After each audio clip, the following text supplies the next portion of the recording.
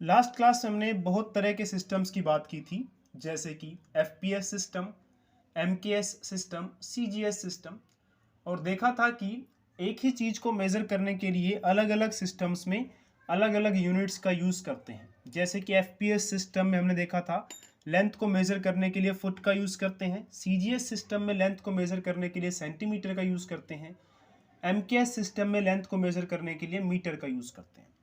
तो जब अलग अलग यूनिट्स का यूज़ किया जाता है एक ही फिजिकल क्वांटिटी को मेज़र करने के लिए तो काफ़ी मुश्किलें आती हैं। तो ऐसे में आया एसआई यूनिट। तो एसआई यूनिट्स क्या है? ये भी एक सिस्टम ऑफ फंडामेंटल यूनिट्स है। और एसआई का मतलब क्या, देखिए यहाँ पे एसआई का मतलब यहाँ पे ये है सिस्टम इंटरनेशनल।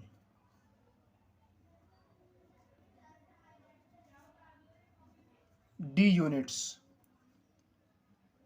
ये फ्रेंच लैंग्वेज है, तो इसको अगर हम इंग्लिश में ट्रांसलेट करें तो कुछ ऐसा बनेगा, इंटरनेशनल सिस्टम ऑफ यूनिट्स। यानी कि इंटरनेशनल सिस्टम ऑफ यूनिट्स को ही एसआई यूनिट्स या फिर system international D units French language में कहा जाता है। तो एसआई की फुल फॉर्म क्या है? System international. और इंग्लिश में इसके मतलब को हम समझे तो इसका मतलब इंटरनेशनल सिस्टम जो यूनिट्स का है उसे एसआई यूनिट कहा जाएगा। यानी कि ऐसे यूनिट्स जो कि इंटरनेशनली यूज़ किए जाएंगे, यानी कि पूरे वर्ल्ड में सब क्या करेंगे, सेम एक ही तरह के यूनिट्स का यूज़ करेंगे। और वो यूनिट्स कौन से होंगे वो कौन डिसाइड करेगा?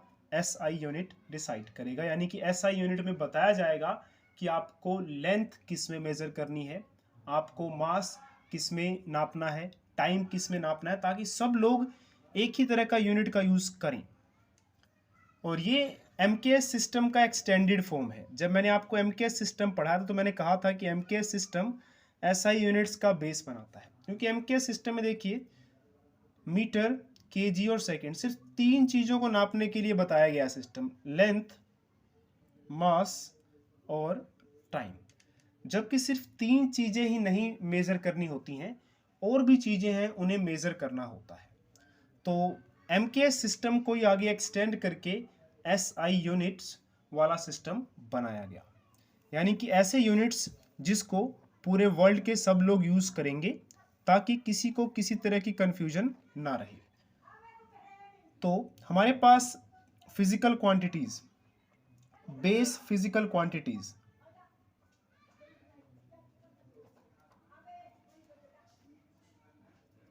तो याद कीजिए बेस फिजिकल क्वांटिटीज़ कौन सी थी? ऐसी फिजिकल क्वांटिटीज़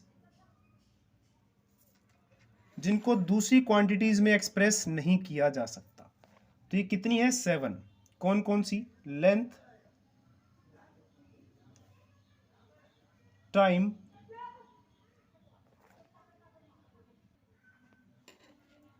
मास, इलेक्ट्रिक करंट,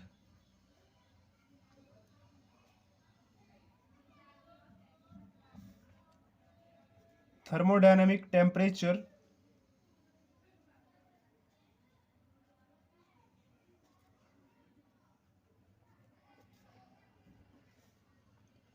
luminous intensity,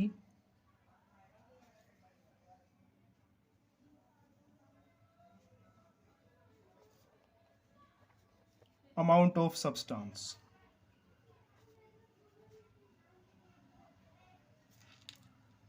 तो इस तरह से देखिए 7 ये बेसिक या फंडामेंटल फिजिकल क्वांटिटीज़ हैं। और फंडामेंटल फिजिकल क्वांटिटीज़ का मतलब ऐसी क्वांटिटीज़ जिनको दूसरे फॉर्म में एक्सप्रेस नहीं कर सकते। लेंथ को हम ना तो टाइम में, ना मास में, ना इलेक्ट्रिक करंट, ना इनमें से किसी में भी एक्सप्रेस नहीं कर सकते। ऐसे ही टाइम को टाइम में ही एक्सप्रेस किया जा सकता है, लेंथ, मास या इनकी फॉर्म में नहीं कर सकते। तो ये 7 बेसिक वाली है। इनकी एसआई यूनिट्स क्या है देखिए। यानी कि इन क्वांटिटीज़ को जब हम मेज़र करेंगे तो कैसी यूनिट्स यूज़ करेंगे? तो ऐसी यूनिट्स यूज़ करेंगे जो पूरे वर्ल्ड में चलती हों, सारे लोग उसे ही यूज़ करें। तो लेंथ के लिए एसआई यूनिट डिसाइड की गई है मीटर, एम फॉर मीटर, कि आपको जब भी लेंथ मेज़र करनी है तो मीटर में मेज़र करनी है। इस तरह से किसी को कन्फ्यूजन नहीं होगी। टाइम को किसमें मेज़र करना है, सेकंड में।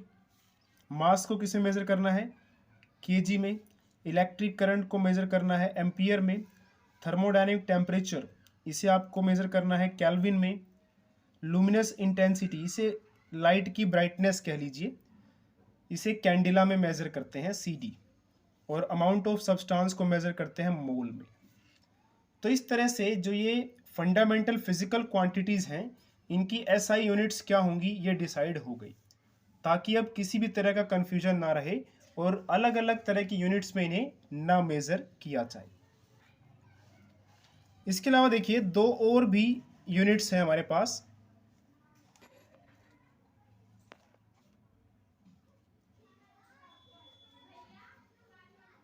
तो सप्लीमेंट्री एसआई यूनिट्स,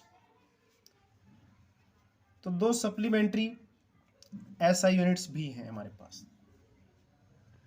तो एक हमारे पास होता है प्लेन एंगल और एक होता है सॉलिड एंगल। ये दो फिजिकल क्वांटिटीज हैं, ये फिजिकल क्वांटिटीज है। पीक्यू मतलब फिजिकल क्वांटिटी। तो ये प्लेन एंगल और ये सॉलिड एंगल।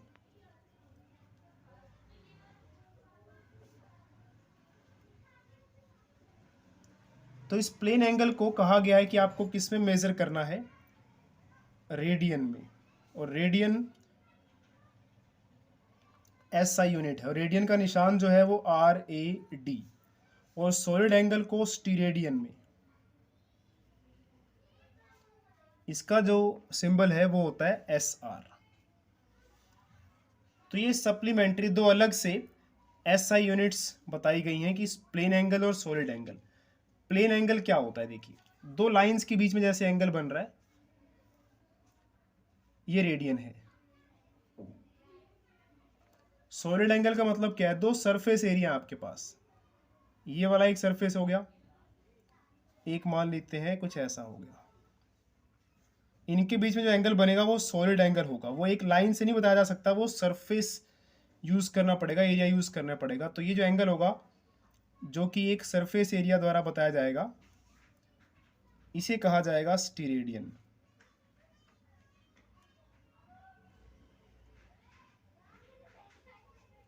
जैसे आप ऐसे समझिए कि आपके बुक के दो पेजेस हैं, तो आपकी बुक के जो दो पेजेस हैं उनके बीच का जो एंगल है, जैसे मान लेते हैं ये हमारे पास पेज,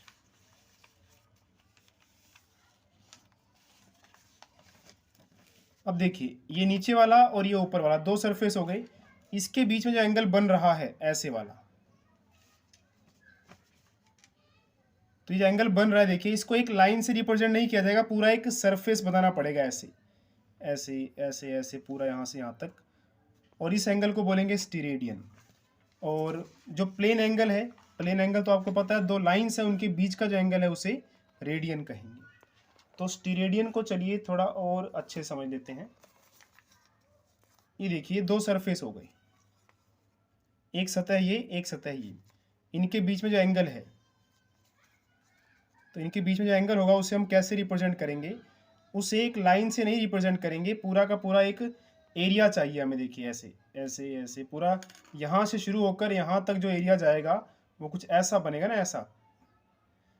उस वाले एंगल को हम प्लेन एंगल नहीं कहेंगे, सॉलिड एंगल कहेंगे, और वो एंगल क्या कहलाएगा, स्टीरेडियन कहलाएगा। तो दो सरफेस के बीच का जो एंगल है उसे सॉलिड एंगल स्टीरेडियन कहते हैं, और दो लाइंस के बीच में जो एंगल है उसे हम रेडियन कहते हैं। तो इस तरह से आपने जाना कि जो हमारी अलग अलग फिजिकल क्वांटिटीज़ हैं उनके एसआई यूनिट्स ये होते हैं। जब भी आप सवाल करेंगे तो कोशिश करेंगे कि अपनी जो भी वैल्यूज़ हैं वो एसआई यूनिट्स में ही रखें। तो आज की क्लास में इतना ही। आपको अगर कोई डाउट रहता है तो कमेंट जरूर कीजिए, और साथ ही देखिए आपको वीडियो के डिस्क्रिप्शन बॉक्स में नोट्स भी मिल जाएंगे इस चैप्टर के, और साथ में जो मैथमेटिक्स सब्जेक्ट है उसकी सारी वीडियोस बन चुकी हैं, तो उन सभी वीडियोस का लिंक भी आपको डिस्क्रिप्शन बॉक्स में मिल जाएगा। तो वहाँ से आप मैथ्स के भी सारे चैप्टर्स कवर कर सकते हैं। और आगे जाकर हम केमिस्ट्री की वीडियोस भी बनाएंगे, तो उनका लिंक भी आपको मिल जाएगा डिस्क्रिप्शन बॉक्स में। पर अभी थोड़ा सा समय है तो अभी शायद ना मिले, लेकिन जैसे जैसे टाइम बीतेगा तो जैसे अपलोड कर देंगे केमिस्ट्री की वीडियोस भी, तो उसका लिंक भी आपको डिस्क्रिप्शन बॉक्स में मिल जाएगा। तो चैनल पर बने रहिए, और चैनल पर नए हैं तो चैनल को सब्सक्राइब जरूर कर लीजिए।